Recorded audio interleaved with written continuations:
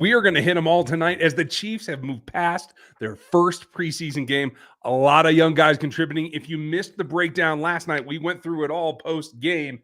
Want to get into your questions tonight. So like, sub, hit that bell because you're on. This is your show. Dan and I are just going to answer it. He's Dan Harms. I'm Ryan Tracy. This is 2023 football, and we're going to get your questions tonight. Like, sub, hit the bell. Then you know everything that goes on. And when we go live, especially if I happen to be running early or late, because you never know with me, you're going to get that.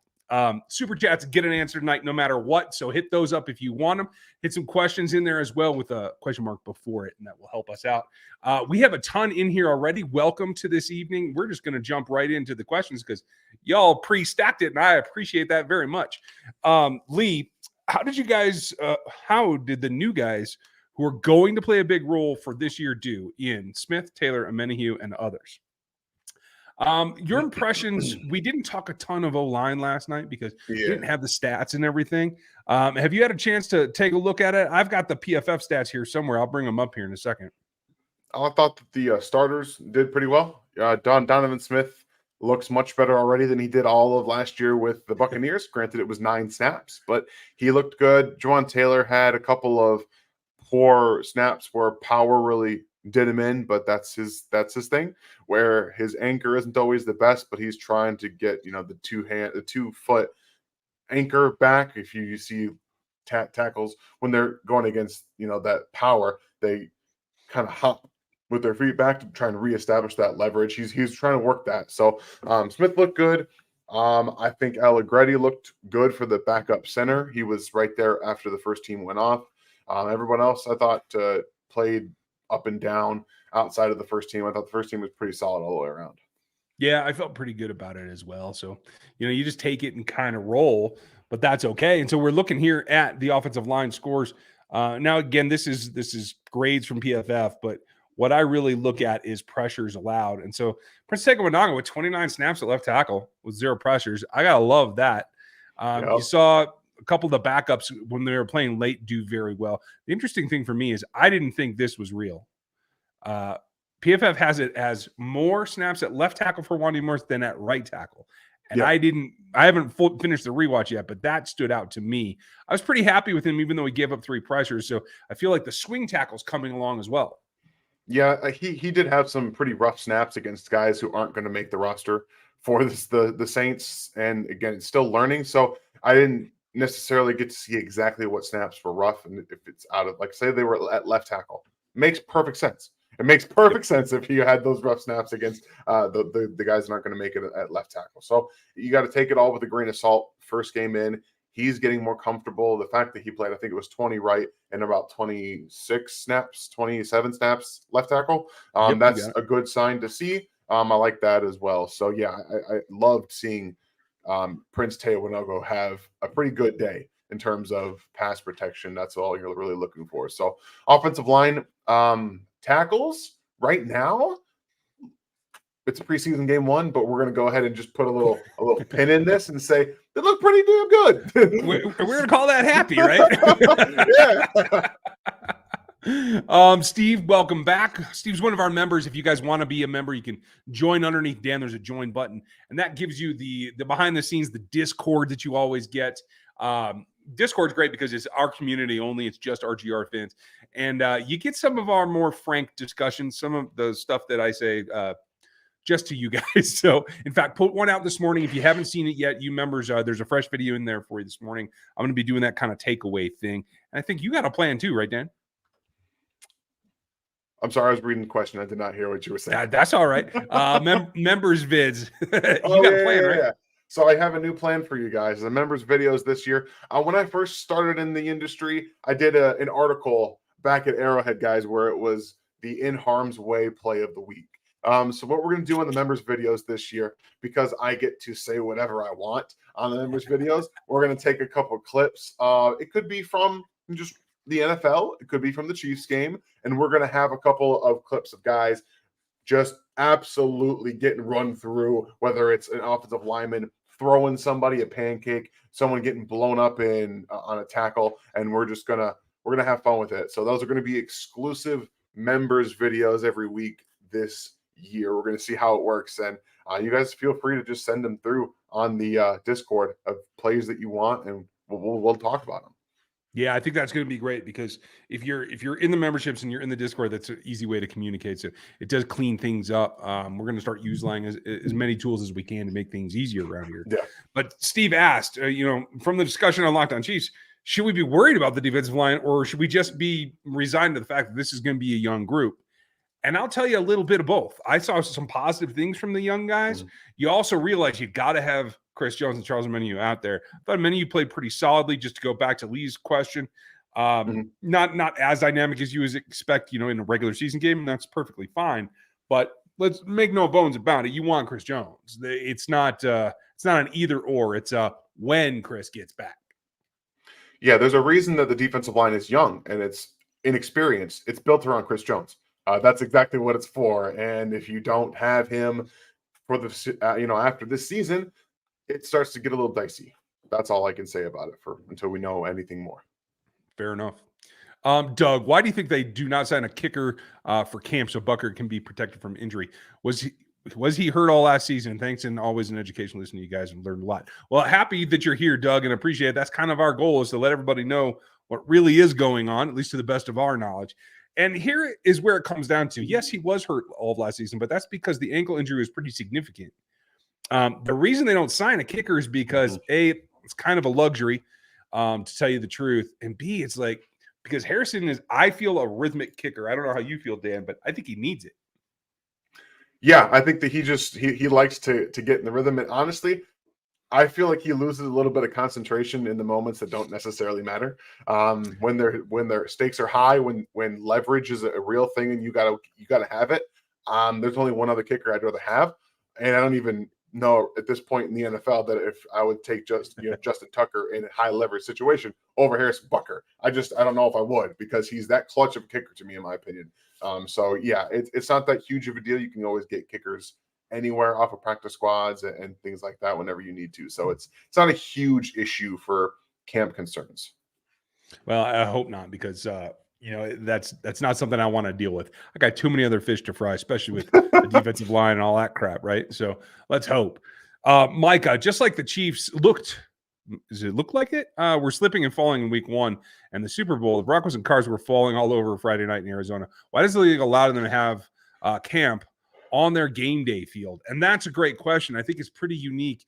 Not many teams do that. I think it's really because when you live out in the desert, it's hard and very expensive to keep multiple grass fields alive and well. I'd rather see them have a practice bubble myself. I would think that would help, but I don't know. I'm not a horticulturist, or I don't even know how to grow grass, because I ain't got none. I live in the forest on purpose, folks. Do you have an idea, Dan? I don't. You know what's funny? When I lived in Omaha, Nebraska, the yard that we had was terrible. So I tried many times, many springs, to get grass to grow. I also could not do it successfully. So I'm not the person to ask. So we are both amateur foodie cooks. Evidently, neither of us can grow anything, so we're just consumers. Yep, that's what I do. Jeremy, thanks for the question. Any thoughts on if you think the Chiefs will carry 3 quarterbacks on the active roster? I've been saying since OTAs, I don't think it's a luxury they can afford, especially with the rule to be able to elevate one. I'd rather them just see 2. That takes care of your 7th wide receiver, and I think that makes it a done deal. Obviously, we know they lost the fullback too, so it allows you to keep the offensive line that you need, get into the DBs. I just think it's not worth having the 3rd on this roster. It's just dependent upon Andy Reid, and if they think that they're going to lose Shane Buechele, if they cut him. And that's the thing this comes down to, because we've seen it now the past couple of years. He's been on the roster, just inactive, and he had to protect him on the practice squad one time because the Cardinals came sniffing around. So I lean them keeping him on the roster because they don't want to lose him to anybody else. But it would make more sense to cut him than it would be to keep him on the roster, because it's a spot. You can get by with Gabbert. If it comes down to 3 quarterbacks, you're probably in trouble anyway. I'm all for 2 quarterbacks, because that does, like Ryan said, guarantee you can carry 7 wide receivers. Yeah, Mahomes you have to break him. He has to physically break in order to not play in the first place. And The I think only that's reason part he of the wouldn't play because his knee, yeah, bro. Like it was exactly. But how often is that going to happen? If he can play through a high ankle like that, like I'm reluctant to say that there's going to be many situations where he's not going to play, just knowing the competitor that he is. So, I mean, what are you going to do?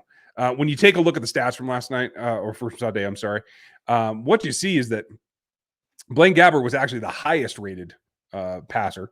Obviously, Shane Michel threw 2 touchdowns. The interception I wouldn't put on him, so he got kind of downgraded here. Mm-hmm. But I think in the end, when you look at yards per average, only Chris Ludicon didn't pull off what is about typical in this offense. So that tells me that all 3 of these quarterbacks can run the offense Andy needs to, and with the tools that they have in terms of the pass catchers, et cetera. It just doesn't warrant it for me. There's no way around it. I get it. It's tough. And he's gonna Andy though, man. He is. You're right. Scott, thanks for the support, pal. Appreciate you as always. After watching last night's debacle on the first team defense, are we possibly seeing a Super Bowl hangover from this year's team? Honestly, it didn't look great, but I mean, one of those catches was Michael Thomas. Let's be real. And honestly, it feels like the defense as a whole is a little bit ahead of where they were last year, except for the interior pass rush spot. And we all know what's going to fix that. So I actually crazily feel okay today. I wasn't too worried about it yesterday while it was happening, because I told you guys on Twitter, I'll tell you now, that was a research project. That's what the preseason is. It is a research project. You're going to see guys playing a little bit out of position. You're going to see some things that you're probably not going to see in a regular football game that will happen. Spags was getting a little frisky with the blitzing too. He was not afraid to blitz, which is not necessarily something you would want to do without Chris Jones, because Chris Jones draws attention. And when you're blitzing without Chris Jones, they're just like, okay, I'm not super worried about pressure up the middle. We're just going to throw it anywhere else. So it makes things a little bit different. And a lot of times these preseason games are just to figure things out, see where you're at. So yeah, I'm definitely not upset about what happened yesterday in the preseason game. Now, if it doesn't improve in week 2, then we can talk about being upset, because then I'll be on that bandwagon. Precisely. Thank you, Scott. Appreciate you, buddy. Jackson, hope you're well. Do you guys think that CJ signs this week? I think Veach might give in and pay the 29 to 30 mil, considering the next players they need to sign, play center and right guard and middle linebacker, all of which won't cost too much. You do have a good point, though, and I do think that total cost isn't what you're talking about in a star defensive tackle, but it's 3 of them. You know, even at top 5 of their spots, that's a lot of money going out the door. So, unfortunately, I really don't think it budged anything yesterday, and I really don't know. I know there's a rumor out there, and I know Country, you guys should watch him on Kingdom Cast if you haven't. The good folks over there, and Country has some information that he thinks it gets done this week. I don't have that information. Nobody that I know is willing to say that. So your guess is as good as mine. But my guess is if it does get done, it's still not at 30. I think it will be 28-ish at a max. I don't know. Desperation changes things. I disagree. I think he's going to get 30. I think it's going to come right underneath, because, again, I think we understand the leverage that Chris Jones has. He has a ton of leverage, because exactly what we've been saying. This defense is built around him. It's 100% built around him, because the outside of Trent McDuffie, the talent, the high-level cornerback talent play is built into the scheme of the defense. Okay? Let's be real. It is. It's built into it. The pass rush is built into Chris Jones being there. The linebackers are built into Chris Jones being able to wall up a couple of guys, beat some doubles, and force them, make their jobs easier. Yeah, he's the Patrick Mahomes of the defense. He is. Without him, it doesn't function the same. You might be able to get some things done here and there, like Chad Henne does with the offense, but it does not function the same, and it's built for him to be there. So, and it is for a long time too. It's young, and it's the same type of players from defensive line, linebacker, to the second level, to the third level, excuse me. So I think he can get paid just about anything he wants outside of Aaron Donald money. Well, and I'll tell you the other complication here is they made the signing knowing a suspension was coming.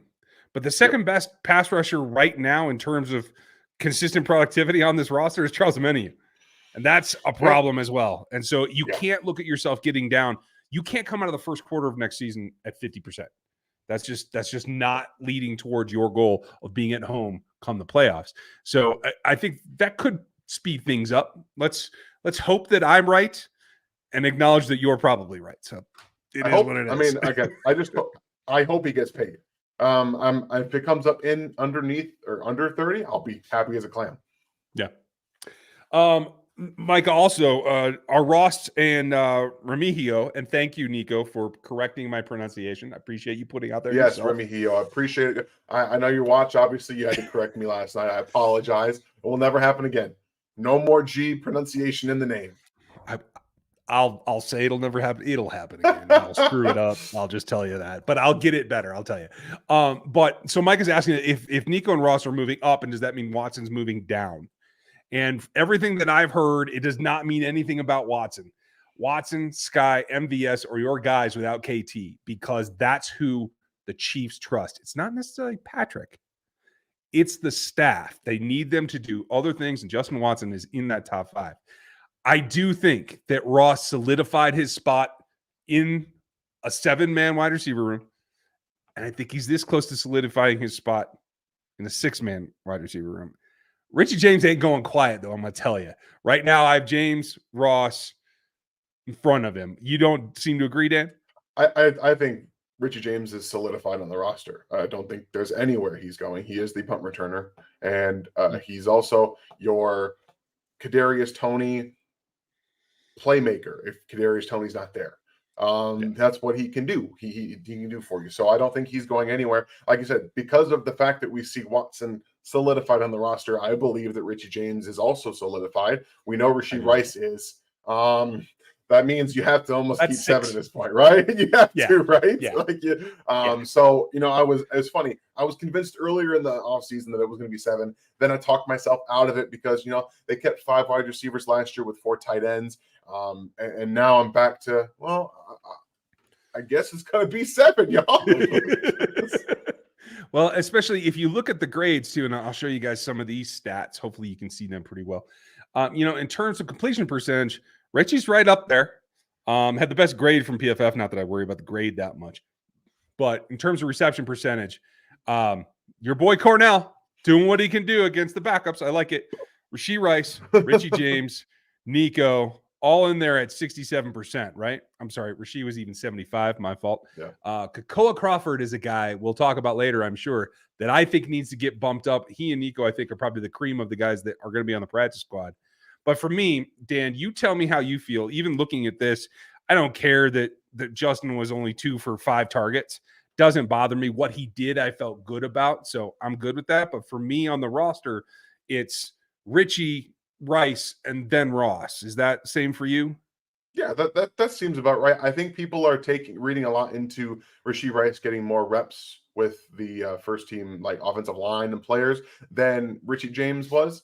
But I think that they were just trying to get him acclimated to the defense and get in more into the NFL game. But I think in a real game situation, playing Richie James over Rashee Rice is probably going to happen a little bit more. But I will say he looked much more explosive than even. I mean, there's the play where Richie caught that deep ball. You have it goes from left to right in order of where they were on the field. Ross was on the far left at the X. Then you had Richie James and Rashee Rice.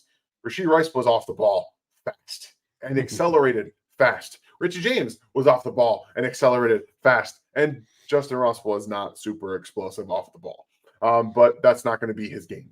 He's just not going to be with that. So I think it also depends on the guys you're trying to replicate, like what you're trying to put on the field at the time. There's going to be times where they both play at the same time. So it's all going to be about what Andy Reid wants to do for each specific game plan.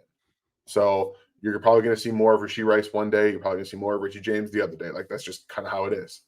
Yeah, I'm with you. Tyler, there's a tweet floating around there of all the players repped by CJ's agents, and it is pretty underwhelming. Do you buy that this is why they're demanding an extra big bag? Yeah, I mean, I can tell you the Katz brothers don't have a huge clientele. that doesn't necessarily like they're still only get 3%. You know what I mean? Driving it up even $1 million a year doesn't help them that much, but it is their job to represent their guy to get the most money that he can. And when things kind of stack up to give him a little bit more leverage, I do believe that they're being a little bit hard-headed. I think this comes more from them, this standoff, than it does from Chris personally, but that's their job. It's what he pays him for. Drew Rosenhaus would be doing the same thing. I guarantee it. But he would also be a little bit more open to communication and getting that ball rolling. So I won't say that it's because of them, but I think it's a factor. What do you think?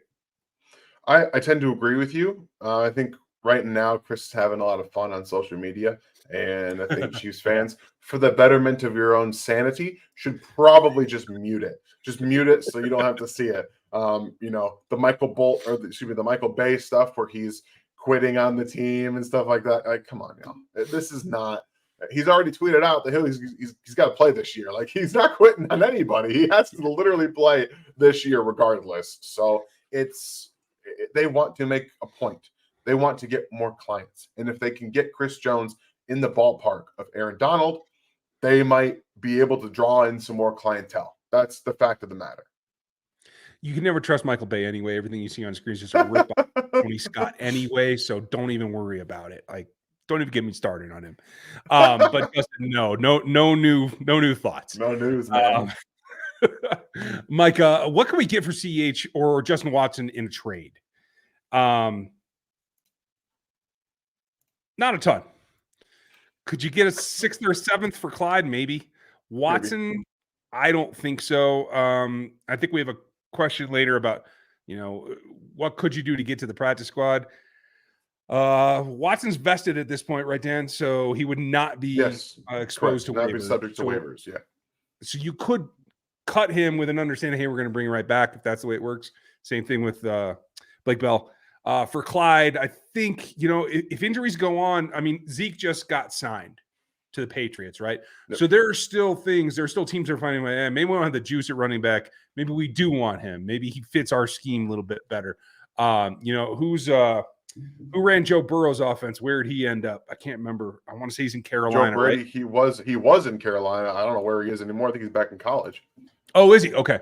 I'm just trying to think about who ran that offense. There is somebody out there that might want to. He's a quarterback's coach for the Buffalo Bills now. Okay. So now the Bills, they have some running back problems as well. I think Moss got hurt already, right? Or did he go elsewhere? He was the Colts and he got hurt. Yeah. I'm hoping that Cook gets a much bigger role. Actually, you're going to have to fill us in on fantasy at some point too, Dan, so I can make my running back selections correctly. But yeah, somebody could want Clyde if they're getting concerned. Sorry, I just got word of Alex Collins, who was a running back for the Baltimore Ravens, passed away today, which is shocking. Crap. Absolutely shocking. He was in the league not that long ago. Not 2 years ago. He running I remember it. So that it just kind of hit me shockingly. Oh, wow. So that's prayers to his and thoughts to his family. That's just awful. That's terrible. Good Lord. Hopefully everything is. He can't be 26 or 27. No, he was definitely under 30. So that's damn. Time is precious, y'all. Hug your loved ones. Ones. Absolutely. So yeah, you guys know I believe that Clyde Edwards-Helaire is going to be on the roster and is going to play for the Chiefs this season. Circumstances always change. I heard a very weird rumor that I don't believe, that he sold his house in Kansas City and is on a short-term lease apartment somewhere. Don't see anybody corroborating that evidence. I just see someone trying to spread misinformation. So there's that. But again, if he does get traded, you're looking at a conditional 7th round draft pick. Yeah. Maybe a conditional 6th if you're lucky. That's what it is. But right now, running backs are going to be on the market. I just saw as well. Dalvin Cook is going to be a Jet. They are signing him tonight. Yep. So there's still churn at the running back position. So if some of these teams that were maybe still talking to Dalvin miss out, you could have somebody come knocking. If we see the Chiefs really emphasize him in the first series next week again, Mhm. You might be getting a little bit more vibe than what I have right now. Be interesting. Justin, anything new on Dunlap? Sorry, Dan, I didn't mean to cut No, you you're off. fine. You're fine. I'm just without Isaiah Pacheco. I just think that he's going to be getting the role. So Yeah. it's tough for me to believe that they're showcasing him when if Isaiah Pacheco was healthy, he would be getting the same reps. And it feels like this is the role that it was always going to be, that Clyde's going to be kind of this 1 to 2 down player if Isaiah Pacheco's hurt, and a change of pace guy if Isaiah Pacheco's there with McKinnon as your third down back. I don't know. Maybe try to keep everyone healthy. Yeah. What a concept. Let's try that. That'd be fun. Yeah, right. Justin, anything new on Dunlap? No, not yet. And honestly, it's just because of Chris. Until he's done, you can't do anything else unless you like really go screw yourself by taking back some of Patrick's cash and that kind of thing. And I don't think they want to do that. So for right now, I think they're still at 562. When I looked on Friday, they don't have any more cap space to do. So I do think Carlos is in the concept when and if they get Chris done. Agreed. Donnie, will we ever see Ross in the backfield if he makes it? And could we see him used as a running back? No, I don't think I ever saw him take a handoff or run jet sweep or anything at Clemson. And I don't know that he has the change of direction that I'm really eager to see it here. I'd rather see him run more vertical routes. I do like the overs for him, and really like get to the physicality part of it. What do you think, Dan?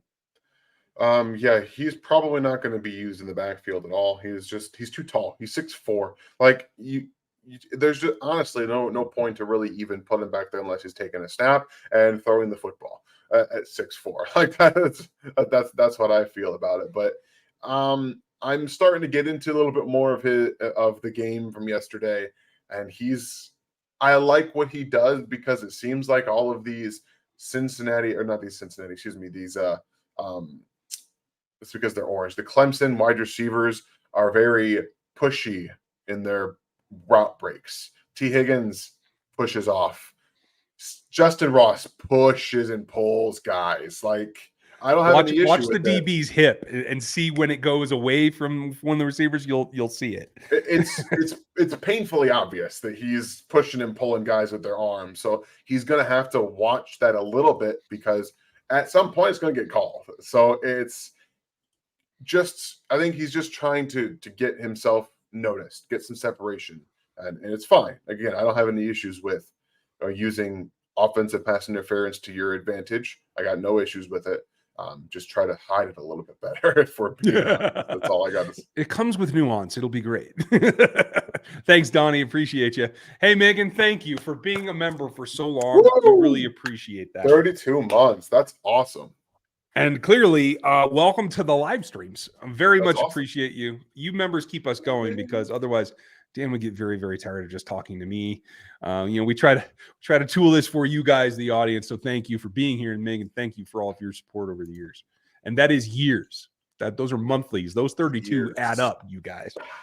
Whew. Brenda, which rook were you most impressed with in this game in particular? That's a tough one because Halisi played really well. I loved what I saw from Remigio. I loved it. Like he was great. I'm gonna go with FAU. I think what I saw from FAU, given that his first rep was ugly, he got beaten up on his first rep, but the mental thought to start already setting up his pass rush moves, working an outside win to an inside counter, like we talked about yesterday, and just building upon that. Like that's something we haven't seen George Karlaftis do. He does not have that, in my opinion, ability to string those together and to set up tackles for later in the game. He kind of goes to his long arm and can get stuck still. And we're going to see if that gets better. But he's working his pass rush moves. And I was very impressed to see, again, with limited camp, limited OTAs time coming from the injury. He seems like he's getting it in terms of, I know what I have to do to make myself successful. I like everybody you mentioned. I will shout out Ecoboido as well. And Yeah, I just would love to. wanted to highlight this because my guy kind of started slow, but old 99, I don't care if it's Colin or now if it's Keandre, somebody with a K name is going to wear 99 and make me happy. So let's see if he can get there. I know it's against lesser competition, but he did come out. He graded out well by PFF. Again, not that matters specifically, but I think he showed you that he's got some upside. Maybe he's just a slow starter. Like, I'm surprised that Danny Shelton played over him because Danny's kind of a known quantity. But I was on 810 today with Jason and Josh, and I led it down that road, but then they changed it to what was it, Matchstick Danny? They called him because of the weight loss. So, like, a thinner Danny Shelton needs to get off the ball, and I like that. But I think Keandre can learn a lot from him. Let's see, Corbin. It was reported that Clark Hunt had to step in and force John Dorsey to finish the Houston and Barry extensions. Do we see the same with Chris Jones? I don't think so at all. I think John Dorsey is Mr. Dorsey. Since our last conversation, I don't want you to take this the wrong way. John Dorsey's kind of a, I know what I'm doing, get the hell out of my way kind of GM. Brett Veach is a very much, Mr. Reed and Mr. Clark, what are we doing? I think it's more collaborative with Brett Veach than I think it was with John Dorsey. So I don't see that happening at all, Corbin. Dan, am I dressing this up too much? No, I don't think so. This is a collaborative effort. It has been since the start. It's why Andy Reid said, hey, why don't you be my GM? Because, oh, wait, Andy Reid's in charge. We all kind of know that. Things all get talked about. And they get, discussed by the entire group. I would imagine Mark Donovan's involved in a lot of this too. Like, everybody is involved in one way, shape, or form, and everything gets done as an organization. So, yeah, I don't think anyone's gonna have to step in because everyone should be on the same page with this extension. I'm with you. Let's see, Lucas, can you tell me why Danny Shelton isn't being used in offensive short yardage situations? I completely agree with you, Lucas. I mean, if you're not going to keep Mike Burton around, let's just at least let Danny tear into somebody. I mean, can we get like a full backfield with him and Allegretti and just like let somebody follow them through, the Belgian gap or something? I don't know.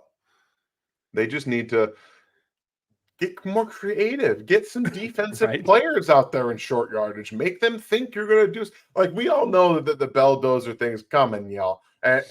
If you bring out a couple of thick defensive tackles or defensive ends that have some burst to them, maybe they think twice about this and you can do with some different things. I don't know. I want to see a little bit more creativity with the short yardage stuff because it's not getting it done. I kind of do too, and I appreciate that. Dylan, Ryan, hope to see you at GABF. Yes, awesome. And you're welcome for the content. Thanks for watching the content. Otherwise, it's just me and Dan talking to each other. I was worried about our D after the game, but I remember Spags always pulls through. And he always starts a little bit slow. I thought the volume of blitz that we saw was experimental, and I think that was kind of a positive for me. And yes, you will definitely see me at GABF. I'll be in there as media, so I'll be in on Thursday and Friday nights. I go every year. It's a great event. And for folks, if you are into craft beer, you can always join me over on this channel as well. We're going to try to get here Mr. Harms to contribute as well, but you can see some of my beer and whiskey and craft related content. We might have to put some food up there though, Dan. That's no, we have to. Like, this is what we're doing. It's just kind of how it works, right? Like, we do food now, and I don't have time to make beer. I don't have the way. I don't know how to make beer. I don't have an area to make beer, but I have a very small kitchen that I try to get things done in. Nice. At some point, you'll make beer with me. It'll be fun. But you guys can check that out if you want. It's RGR Craft. It's right here on the platform. Super easy to get to. Thank you guys for reminding me. If you do want that experience, join the memberships to get into the Discord, as well as all the member content. And then also, there's plenty of this stuff and the hat Dan's wearing and all the gear that goes with it in the store as well. That does help keep us going. Helps us keep guys like Gary and Seth engaged in the channel as well. So we're going to try to keep doing that. Whiskey Bravo, thank you for your super chat. We appreciate you. Appreciate it. How critical is the final wide receiver roster for the Chiefs this year? With 87, 88, 10, and 25, can Casey afford to miss out on the final roster of wide receivers? I want Jody Fortson to be like the staple. I just can't bet money on it right now. I mean, right now, if you ask me, is Noah Gray going to play more snaps this year than Jody Fortson? He might. Yeah, he did last year. I'm. It pains me to say that, but I think where we're at now with Jody is that he's going to be hurt every year. As much as we want him to be on the roster and making plays, like we all believe, we know. Actually, no, we don't believe. We know that he's a guy in this offense that can do different things. Like we know that. The problem is if you're not there to make those plays, you're basically just holding a roster spot. And one thing I will add is that Matt Bushman played a ton of special teams reps yesterday. Mm-hmm. That is a huge point to making the roster as well. So if this ends up going to where he's still not practicing, he hasn't played in a preseason game, Jody Fortson might not make this roster. It's tough. I don't want it to happen, but he can't play because he's always hurt. I want him to so bad. I want him to. Too. Well, and here's the thing is he is now not going to be subject to waivers. So if that had to happen, they could let him go for a little bit and bring him back when he was ready. That is a possibility. I don't see that happening, but we just have to be prepared for it. But so long story short, Whiskey, as good as Pacheco was last year, and Clyde generally is pretty solid catching the ball, I think you shorten the field when you bring in just tight ends and wide and running backs. You need to have those guys on the edge. And so for me, it's about total talent, and upside is going to really kind of trump everything there. And so I do think that you need to make that investment in the wide receivers because long story short, they want to run four verts all the time. They want to press deep when they can. They have to have the horses to do that. And none of these guys outside of Travis Kelce is really a four vert kind of guy. Again, because Jody, you don't know if he's going to be there or not. Agreed. It's sad. Alex, how would you rank each of the Chiefs' position group versus the leagues? Oh, okay. Quarterback's top in the league. I'll tell you that. I think they could, if Patrick had to miss 4 games, I'll bet you Blaine Gabbert can win 3 of them.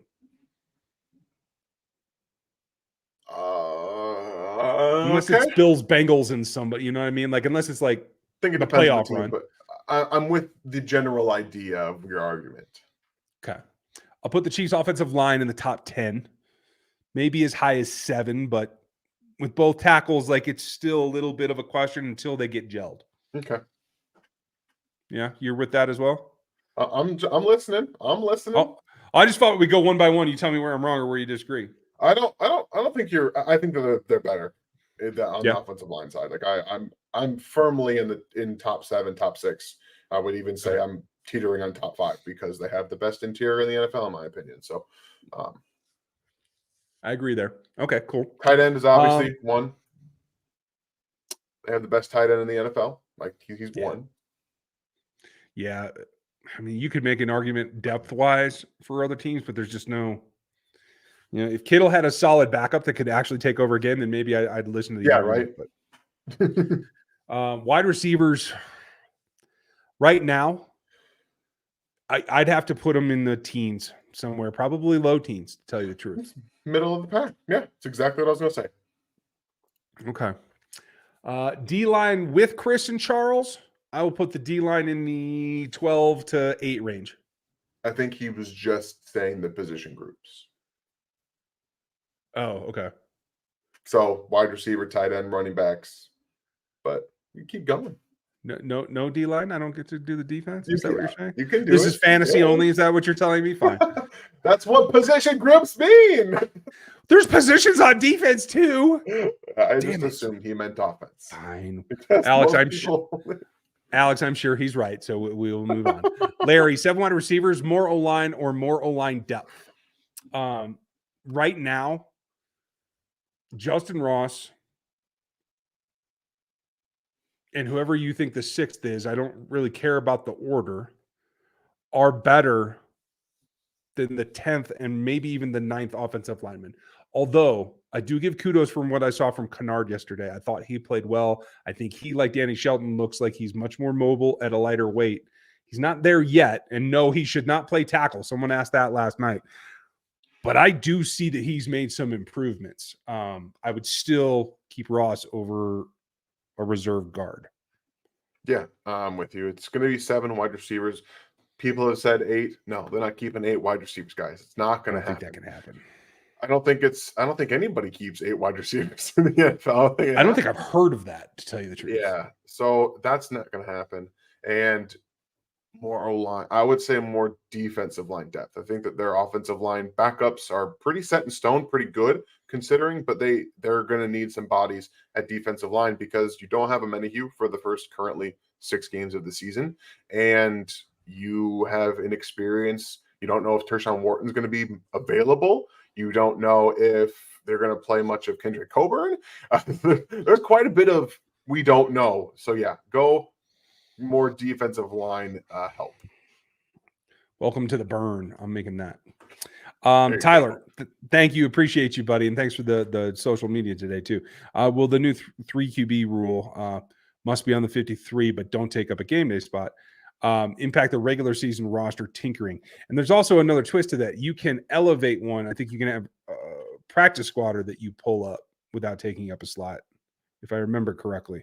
That's what I'm more concerned about with.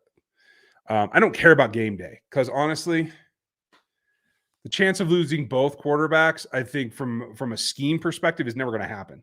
Because I think Andy Reid will pull everything down and we'll see the drags and we'll see the slants, and like they're not going to take any chances with the backup.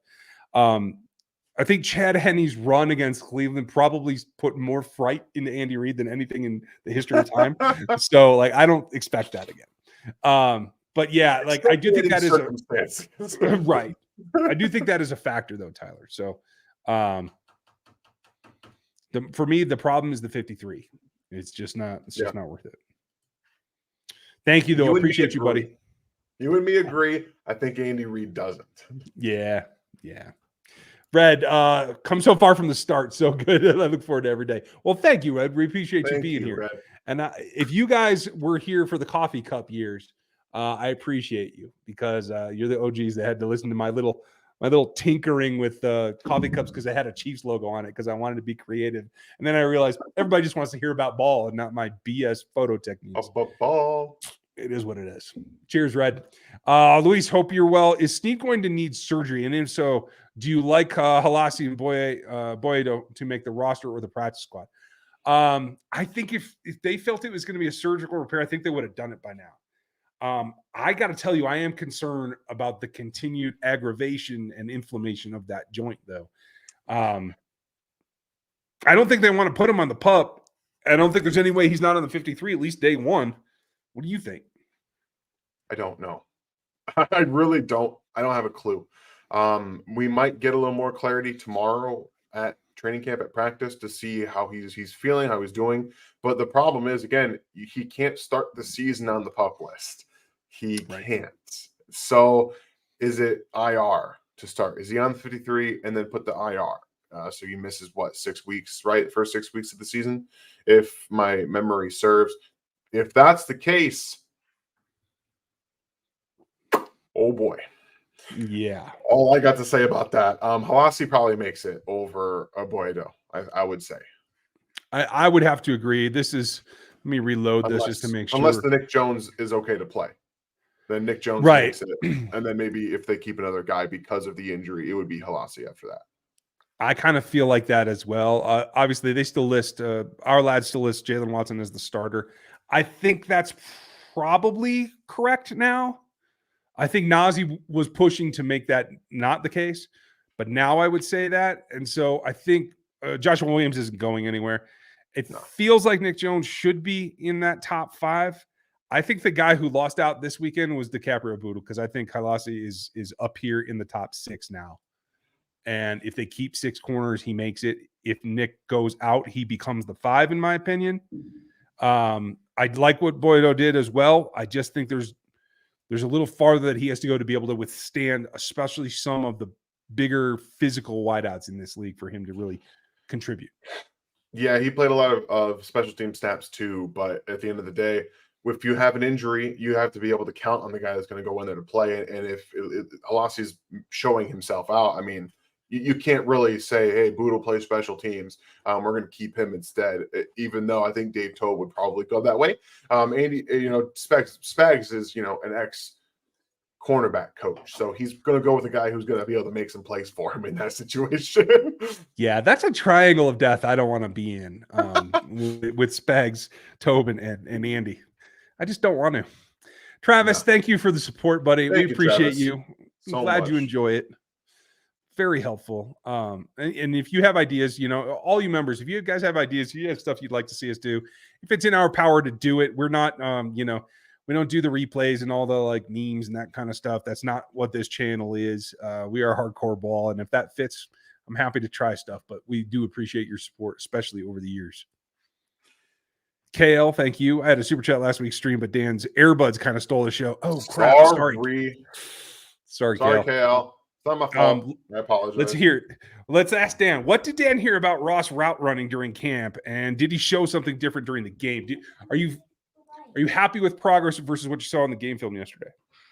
It's about the same that I expected out of Ross. We talked a little bit about it earlier, but the super chat with and missing that, we want to aggregate and talk about this in depth. So yes, hello Avery, I see your hand. Relax, please. Can you let me talk for just a second, please? Thank you. Okay. So Ross is not the most explosive guy out of this stance. He does take a little bit to get going. He's more of a leggy guy at this point. Think of Chris Conley when he was in Kansas City. He wasn't a explosive burner. He needed some room to get going. But I think the biggest problem is the inconsistency at the top of the route. That's where you make your separation. The details to move corners out of the way aren't really there yet, which that's fine. He's second-year player now. Like, come on, let's relax about. He needs to come in and be the guy he was his freshman season in Clemson. Like, that's probably not going to happen. If it does, it's far off still. So it's more about the nuances in the route running and the explosiveness. He still has the ability, obviously, for the back shoulder and contested catches. And I think yesterday we saw some of the ability to withstand contact is there as well. So all of that's there. It's more about getting to the explosiveness that I still want to see from the receivers. I'm with you. I haven't had a chance to review all the routes. I don't think we're going to get the all 22 from what I read today. So I wish we could, but I don't think it's going to happen. So we will continue to watch very closely on that, KL, and see how he progresses, because I do think the physicality is there and his athleticism is back. So that's a starting point. I almost would call him a first-year player right now because of the practice situation last year. So let's see what he develops. Austin, does Derek Prince make the 53 at this point? I'd put him on the practice squad and keep Nico. I don't think Nico can make this roster, even though he does have return ability right now. I just don't think that that's in the cards. So I think what they have to do is get Nico to the practice squad. The Prince decision is going to be, I think, based on Isaiah Pacheco's health. They say he should be back. I want to say they said the 18th he can practice. We'll see if that happens. If not, there's no way they let Deneric Prince go and try to get him onto the practice squad. So we'll see what else he can produce in the preseason as well. Linda Branham, is it possible to stash Gabbert on the practice squad? This is the question I was asking or talking about before. Thank you, Linda. It's a good question. Do you think that he would get picked up? I don't know exactly how the practice squad works. So here's the thing. You can have veterans on the practice squad now. They make a minimal salary just like any practice squatter, but you can pull them up as needed, not a problem. The problem with Gabbert is he's still a good enough quarterback that somebody else is going to grab him to make him the backup. Maybe it's Carolina. I thought Matt Corral was going to be farther along than he is. He played terribly. I didn't like anything that he did. I thought he was not seeing the field very well. Obviously, he's behind Bryce Young. That's fine. But if you've just drafted him, you want him to be your backup, right? I think there are a couple of teams that would rather have Blaine Gabbert over their current backup right now. So I don't think that he would make it. And because of his age, he would not be subject to waivers. He would have to choose to stay in Kansas City and sign a practice squad contract rather than play somewhere else. And I just don't see that happening. Yeah. So I remembered, like, Matt Corral's not the backup. I was like, he's not. Andy Dalton is the backup. The third? So they would not go. They would not go to there. But Blaine Gabbert's been around enough behind Tom Brady, now Patrick Mahomes. there was a place for him back in Tampa Bay, honestly, if we're being very honest. Tampa Bay might scoop him up if he became available. Who's starting for them right now, Baker? Probably, but it could be Kyle Trask. The fact that that wasn't an answer is why Blaine Gabbert might be going back. Exactly. So yeah, great question, Linda. But I don't think you try to do that. I think you have a higher expectation of being able to maybe get Bouchel back. I don't know at this point. Tyler, agree about the defense overall, except for Justin Reed worried me. He looked lost on most every passing play. Curious about his PFF grade. Well, let's go look at it because I didn't like him in man. I thought he was not prepared to cover what is a good athlete, but not an elite athlete at the tight end position. I just wasn't very happy with it. But John Johnson is huge too, though. So he is. That's true. But and honestly, if he were just losing in contact plays, I could live with that. But I didn't see like just the athleticism to keep up with him. So he graded out very poorly according to PFF, and that's perfectly fine. Targeted once, gave up the play. Not a big deal there. Let's see. Sorry, some of these stats get a little bit. He didn't give up a touchdown though, did he? Oh, I guess he did. Yeah, so that's an issue. Okay. So when you get to these numbers, when you really you've done nothing to dissuade the quarterback and their passer rating's 152. Yeah, that's an issue, but I'm not terribly concerned about it. We'll see what happens this week. Does it bother you, Dan? No, it doesn't bother me, but you guys know how I feel. And also, I think Justin Reed is a guy, much like Steve Spagnuolo, brings his best when it matters down the stretch.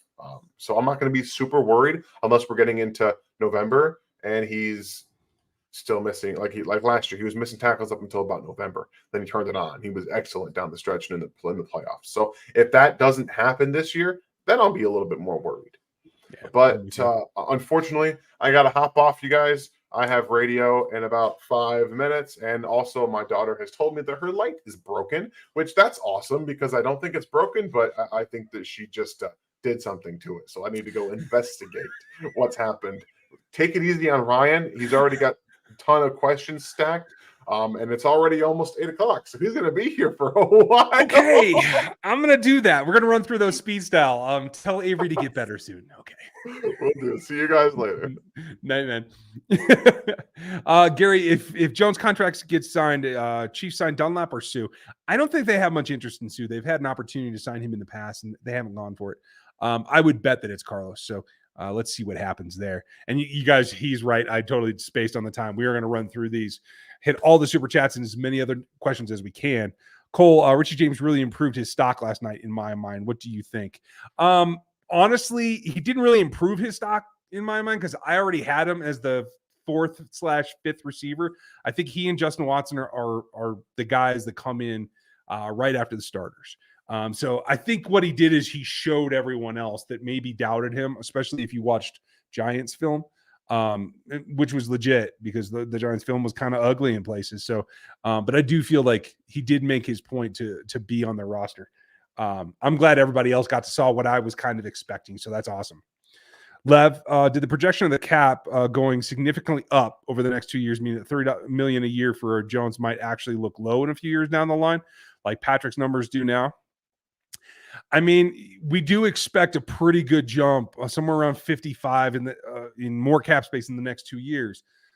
The problem is, if he were coming at 30, he's already made that up. The only guy that's over 24 right now is Aaron Donald. So the fact that the younger and next guy to get it, and Quinton Williams just got an extension at 24 a year, I think that kind of offsets some of that. The defensive tackle market doesn't rise as quickly as quarterbacks do. But like if it were a 4-year contract, then you might be in that area, Lev. That's a good point. It just has to see like what the TV revenue comes in and just see what the jumps really are. To maybe that's justifiable. It still feels a little rich for me just because Aaron Donald's contract isn't really going to be that when it's all said and done. But that's what the agents do. Apex, thank you for being a member for 2 months. Very much appreciate you. Always great tuning into the show, guys. Appreciate all the work you guys put into this. Well, thank you for being here. You guys allow us to do this because if it was just me and Dan, we wouldn't have a channel. So cheers to you. And thanks for supporting us. We very much appreciate it. Rifleman, what are the chances that Nico makes the 53? Or is it more likely that Nico is only destined for the practice squad? I'm just talking about this year. I think he's destined for the practice squad because there's just too many guys to beat out. But after that, you start talking about the longevity of MVS, the longevity of Watson, and then I think there's room. We have to see, obviously, was she there? Richie James is 27 years old as well. So I think after 2023, there's a much better chance that he can get on the 53. But I think right now, he is the 8th guy on my list, which designates him for the practice squad, which I think is great because I think he's already got some juice. And in the case of a catastrophic injury, he's a guy you can pull up from the practice squad and feel really good about. So I like that concept myself. Thanks, Rifleman. Logan, thank you. What do you think of Chris's tweets today? I only saw one of them. Like, I work during the day, so I'm not paying a whole lot of attention to Twitter. I wouldn't get too wrapped up in it. I think right now he's just building the hype. He might be, excuse me, he might actually be trying to preload the public when he does get a giant contract. And for those that don't think he's worth it, so he can say, hey, look, I'm funny too. I wouldn't read too much into social media. That doesn't really control things, but Chris is Chris. So appreciate you. Thanks for the support, pal. Thomas, didn't Michael Pirine show a little more explosiveness when carrying the ball than CH? Yeah, you could argue that. I liked what I saw from him, that's for sure. I think the trust factor and the receiving factor, being able to split out, I still think CH's resume is a little bit more varied. But maybe that's enough to show that if you were able to move on from CH and get some kind of value back, maybe you do that because Pirine's there and because you have Prince. Pacheco, Prince, and Pirine, I think you could make a roster out of. You never know. Doug, thank you, sir. Could Shamari Connor have the potential to become L'Jarius Sneed 2.0? I don't see him like that at all, no. Shamari Connor is a safety nickel more than a corner nickel, meaning that man coverage is not the best thing about him. He can do it, but I don't think he can grow into like a lockdown, follow the number one receiver all over the field kind of corner myself. I'd love it if that were true, but I do see him more of a Tyron type where he can do man in the slot pretty good. He can certainly play drop zones out of the slot. He can man the robber. He can blitz off the edge. I think he can do all of that, but I think that's more of a nickel safety alignment than a true outside corner, which I think is still L'Jarius' best position. If he has the boundary to work with, I think that's where he's at his maximum. Thanks, Doug. Appreciate you. KT, Brett should not piss off Mahomes with CJ situation. I don't think he will. I think everybody understands how it's supposed to go. Patrick Mahomes more than anyone.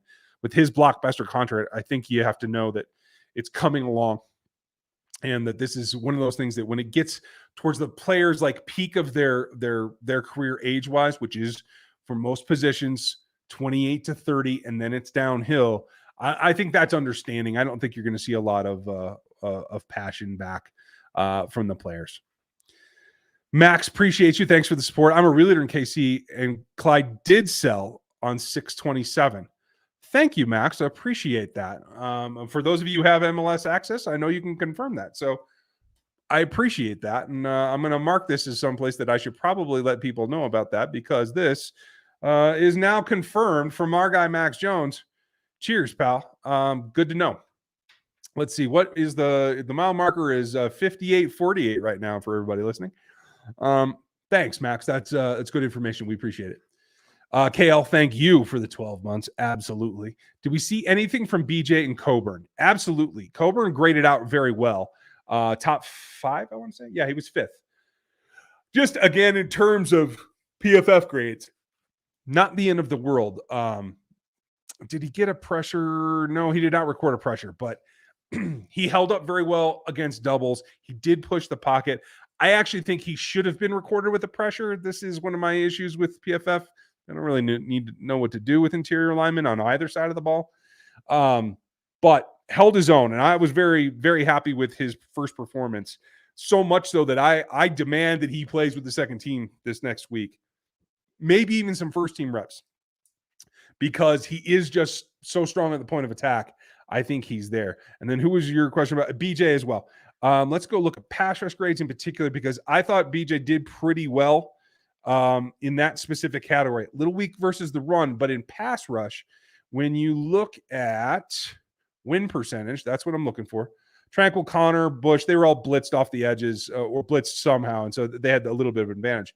Shelton and Felix came in very nice at the top there. Menahue, you expect, Karloftis, Herring, but then you get down into these guys. Truman Jones and Coburn were 10% pass rush win rate. That's pretty good. BJ was right behind him at 6.7, but he did make the most of those because he collected 2 pressures. Same as Truman, same as Malik Herring, same as Danny Shelton. Only Chamari Connor and Felix Anudike-Uzomah had more pressures in that game. So he did it on, 17 pass rush snaps, if you can see here. So I see that as a win for his first outing, and I'm pretty happy with that. I think it's something he can build on for sure. Thanks, Cal. Thank you, Nick. Nice to see you again. Could Pat get mad if Chris Jones isn't there after this year because we traded Tyreek just to pay Chris, and Pat's taken less for others? I mean, he could get a little frustrated, but let's be real. If Chris Jones is not in Kansas City in 2024, it's because they tagged and traded him, and they likely got as good a haul or very nearly as they got for Tyreek Hill, in which case that will go right back into the defensive line and into the weapons for Patrick Mahomes. So I don't think that that's going to be an issue. You'll get a first-round pick for Chris Jones, I'm pretty sure. If they can't get to a deal, the tag will go on no matter what, and then it will be whether they then can get a long-term deal or they then start to work a trade. There's still a lot of options out before us. Let's just hope that they get the deal done and he doesn't play on the tag this year. We'll see. I'm sorry. Doesn't have to play on the tag next year is what I'm saying. Jesse, I think we need to acknowledge the difficulty of one of Nico's catches. Yeah, it was tipped to the defender only a few feet from where he made the catch. I can't understand how tough that is to do. Yeah, and honestly, if we go back, and one of the great things about PFF is the way they track wide receivers, because my favorite thing is not just contested catch percentage. And when you look at it, Richie James only got thrown one contested throw, and he came down with it. But Nico did make that one. So both those guys actually did better than Bushman's and Gray's and Ross's, Clyde's, Kakoa. Like, they didn't even get contested catches. But they actually pulled it off. And you're absolutely right. That is a high difficulty catch, and he did a great job with it. Doug, with you being a strength conditioning coach, any worries about CJ? I know he's in great shape, I'm assuming. Yeah, I mean, and he looked, when we last saw him, last image I saw of him was at the KC Barbecue Fest. He looked even trimmer than he did last year. I can't talk to his soft tissue. I'm sure that he's been training well. I do have faith in that, so I'm not concerned. What I am concerned about is the adjustment. Even if you've been taking care of yourself, when you jump in and you're trying to go full speed, that's where I start to get a little bit nervous. That's when soft tissue injuries happen, whether it's hamstrings, abdominals, shoulders, those kind of things are when you try to go from 0 to 60. Like, he needs a week or two to ramp up, to take some of those reps and be feathered into it, right? That's why I keep saying my drop dead date has been the 18th of August in order for him to be truly ready to play week 1. So that's where I'm still at. Hopefully they get it done by then. If rumors persist and it gets done this week, then we're right on track for it. Red Hood, hope you're well. Maybe already answered, but thoughts on FAU, and did anyone else see any sign of BJ out there? Yeah, like I was saying, BJ did pretty good. Luckily, me being slow in the chat actually paid off for you, Red Hood, because we did get to that question. And Felix actually showed me a lot. If you missed the show last night, we do the post game. The Sunday Night Live is going to be post game every week. Q&A will still be on Monday unless they're playing Monday night, and then some of those will shift around a little bit. But if we look at the pass rush, Felix was right up there in the top 5. In fact, other than the blitz guys, he and Danny Shelton were the guys who got the most done. He did max out at 3 pressures. Obviously, wrong line. Did get 2 hits on the quarterback. And I look for contact, sacks, and hits. those are a separate category that I actually give a boost in my rankings for, in the way that I do my numbers. And you guys can see some of that for both pros and for college guys at NFL 33. There's a new thing here on YouTube, like on the main page, there's links to all the other stuff. It's not just like images and stuff. So now you can get there. So if you want to check that out, give it a shot, see what you think. But yeah, I was encouraged by both of them. Honestly, rookie class as a whole played pretty dang good for their first week out for a third season in a row. That's really encouraging. Dub Freak, hope you're doing well, and I hope you are freer.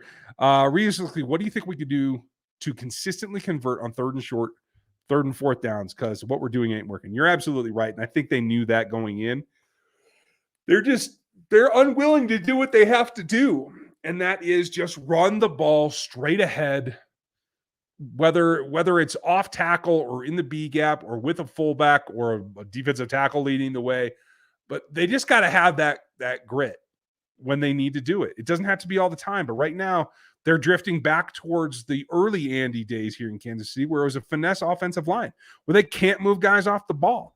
They should be able to do that, particularly with Creed and Trey. They should be able to take that A gap and run down everyone's throats for 2 yards, no matter what, on any play, any day. It is one of the points of frustration for me. I'm going to record that for you members tonight, and there will be cussing. So be prepared. The members' videos have a tendency to drift towards the not safe for works because I don't want to get anybody in trouble. I try to post that on there for you. There's 2 things that I'm kind of pissed off about, and this is one of them. So appreciate you, Dub Freak, and appreciate the support. Phrase Dorsey, a better drafter than Veach. I'm inclined to say yes. I don't know that I would agree with that, only from this standpoint. Like, he had some misses too. Let's not gloss it all over. But I feel like he did a little bit more of pushing Andy in ways that weren't necessarily helpful.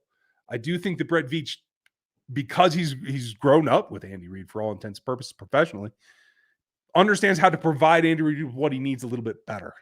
I think it was a good pairing with Dorse, but I do think that Brett Veach is doing what he needs to do and doing it the best that can be done. Let's see. What's your biggest concern about the roster after the first preseason game? Right now, it's the proficiency of the defensive line. I think you saw some D-backs, corners in particular, step up when they had to for injuries or whatever else. It's the defensive line. They got to get more rush. They got to get more effective. I mean, what is this? It's a total of 20 pressures. That actually rings up better than I thought it was going to be. I don't know that it's actually that high, but nobody got home very well except for like the blitzing. It was Shelton got it done, but Connor and Tranquil were both in a situation where you overloaded numbers and you had to. And I think that was on purpose because they feel that they have to. That's generally a bad sign. So we'll see. Without Amenahue and without Jones, it's going to be a little bit rough. We'll have to see what they do. Spanglish, I missed most of the game. What were you thinking about Justin Ross? Did he get time with the ones? He did. I wanted to say a handful. I don't think it was a lot. He certainly did with the twos, and I think he performed well. I think he showed, and again, I said this on the radio today, like the big thing for me is he showed he can survive a football game. And that's progress that he hasn't done that in 2-3 years. And honestly, he hasn't looked that good since probably 2019, his sophomore year. So I was happy to see it. I think he did some good things. I think he has some things to work on, but I think he has solidified in my mind that he should be on this roster. They do have to keep 7 to do it, but that's okay with me. I think that is what we could see. Doug, can't wait for your assessment at training camp. I am working hard to get there. We are running out of time fast. And the family stuff has not slowed down. So we're going to hope that I can get there. If I do, it'll be a drop in at the last minute. And we'll try to connect from there, folks. Thanks, Doug. Appreciate you. Do transcendent edge rushers like Derek and Micah affect the rest of the defense? Do they make guys more aggressive and faster? I mean, you can't really make guys faster unless you train. There is some incremental change, but you're mostly born with God-given talent of speed. But they do make them more aggressive, and they make them more resilient, and they make them more consistently aggressive. Anybody can give their all on a given play, but for a guy to go out there and play 50 snaps at max effort, that takes somebody goading them and pushing them and being excellence that they have to live up to. And that is what Derek Thomas did. And I hope that it's what Micah does. I don't know that for a fact. I'm not really connected inside the Cowboys organization much, but I do feel like that could be a possibility for sure. How disappointed are you that do you think Andy is with CJ not being in camp in the preseason? I don't think he was too disappointed until the last week, because that was kind of like, hey, we're getting ready to actually play a game. I know it's just preseason, but that's when the coaches would like to have you in. So I think he's starting to get a little bit frustrated with it. And I don't know if that's with Chris or if it's with the agents. I still feel like this is an agent-driven thing for all intents and purposes. Jason, hope you're well. Coffee cup years were the foundation of our yard, the beginning of YouTube greatness that has become Chiefs coverage. Yeah, we have a lot of great options here on YouTube now. So check out all the guys, and Cole and KCSN in particular. Some of the hangers on are still out there, but that's okay. You get the real deal from the rest of us here that are true. So I appreciate you, Jason. I'm glad to know there's more OGs around here than I thought. I love to see that. I might even bring the coffee cup back. We might have to do that again. I don't know. Josh, thank you. Appreciate it. Remember, I said it before. It's the year of 48, Rice and Ross. Okay. I can get down with that.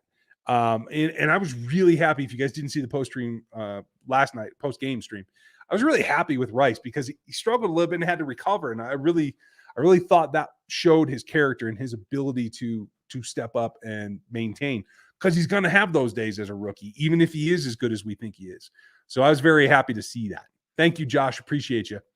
KT, thank you. Nico on 53, Watson on practice squad, yes or no? I will say a resounding no right now. Unless something drastically changes, I think it's the opposite there. Thanks, though, KT.